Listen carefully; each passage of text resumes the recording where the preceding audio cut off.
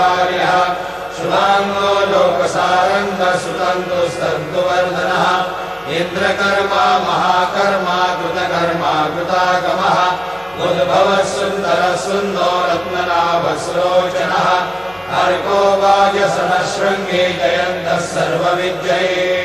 सुवर्णबिन्दुरक्षोभ्यः सर्वभागीश्वरेश्वरः महाहृदो महागर्तो महाभूतो महानिधिः कुमुदः कुन्दरः कुन्दः पर्जन्यः पावनो निरः अमृताशोऽमृतोः सर्वज्ञः सर्वतोमुखः सुलभः सुहृदः सिद्धः शत्रुनिश्शत्रुतापनः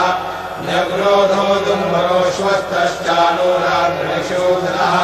सहस्राजी सप्तजिह्वः सप्तैधा सप्तवाहनः अमूर्तिर्नभोचिन्यो भयकृद्भयनाशनः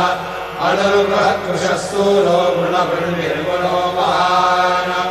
अकृतस्वधृतस्वास्य प्राग्वंशो वंशवर्धनः भारवृद्धदितो योगी योगीशः सर्वकामदः आश्रमश्रमणक्षामः सुपर्णो वायुवाहनः